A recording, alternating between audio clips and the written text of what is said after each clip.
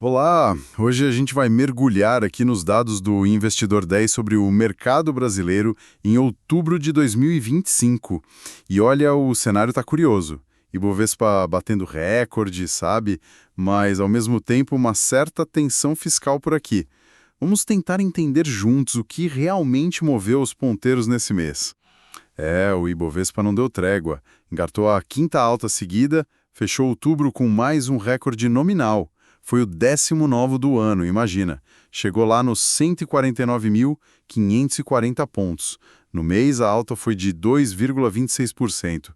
Parece que o otimismo continua firme, né? Mas, assim, como é que a gente explica isso com essa discussão toda sobre o fiscal ainda rolando? Pois é, essa é a pergunta de 1 milhão, né? A gente viu o índice subindo mesmo com essa cautela fiscal aqui dentro, e ao mesmo tempo o dólar, olha só, subiu também, mais de 1%, 1,08% no mês, fechando a R$ 5,38. Isso está muito ligado ao que acontece lá fora, né? E as apostas sobre os juros americanos.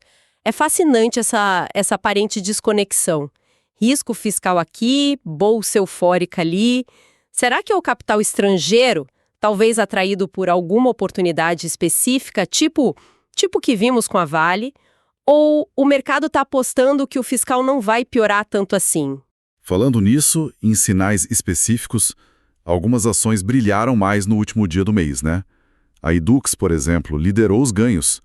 O que aconteceu ali? Então, a Edux, ela se beneficiou muito da queda das taxas de juros futuras. Sabe, as apostas do mercado, para onde os juros vão?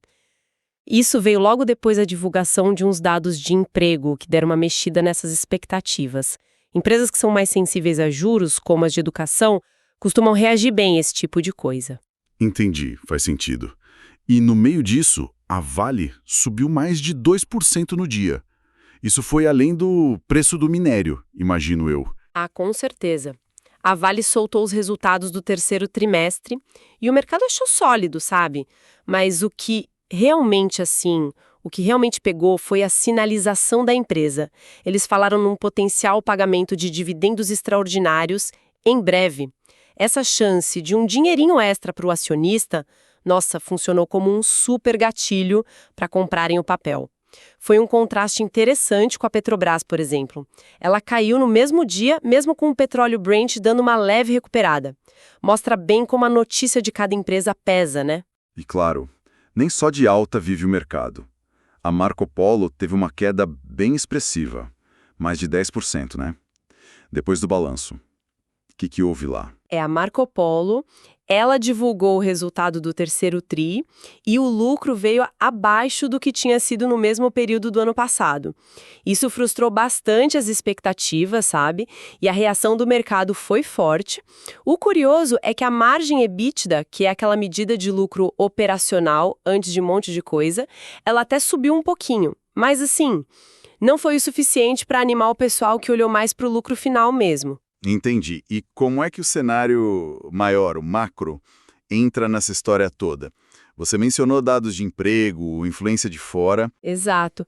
Se a gente for conectar os pontos, a taxa de desemprego aqui no Brasil ficou em 5,6% no trimestre até setembro. Veio um pouquinho acima do que os analistas esperavam, mas ainda é um nível baixo, historicamente falando. Isso meio que sinaliza que a economia continua girando, né? Ajuda a manter um certo otimismo e, como a gente falou, influencia as expectativas de juros, o que ajudou ações como a Edux e teve o empurrãozinho de fora também, né? Principalmente de Wall Street. A Amazon soltou resultados ótimos, animou os mercados lá nos Estados Unidos e esse bom humor acaba respingando aqui, muitas vezes pelo fluxo de investidores estrangeiros. No mundo foi meio misto. A Europa fechou o mês em alta, mas a Ásia ficou meio sem rumo. Então, tentando juntar as peças aqui, o que essa análise de outubro mostra pra gente. O Ibovespa foi carregado, então, por uma mistura de coisas, tipo notícias muito boas de empresas, como essa promessa de dividendos da Vale, mais um cenário externo que ajudou, vindo dos Estados Unidos. E esses pontos positivos foram tão fortes que conseguiram, pelo menos em outubro, deixar de lado as preocupações com o fiscal aqui dentro. e até resultados ruins de outras empresas como a Marco Polo. Olha, parece uma leitura bem razoável do momento, sim. O mercado parece ter pesado mais as notícias micro, né? Resultados, dividendos, e esse cenário macro externo mais favorável. E esse peso todo superou por agora as incertezas internas e esses resultados negativos pontuais. É uma dinâmica interessante de acompanhar como esses fatores diferentes brigam pela atenção e direcionam o mercado. Fica uma coisa para a gente pensar, né? A gente viu o impacto enorme que a sinalização de dividendos extras da Vale teve. Além dos resultados trimestrais, que a gente já espera, que outros tipos de anúncio ou notícia corporativa, talvez menos óbvios, poderiam virar gatilhos tão fortes assim para o humor do mercado daqui para frente? Sei lá, talvez anúncios de grandes projetos, alguma mudança estratégica inesperada, ou até questões de governança. É algo para a gente ficar de olho.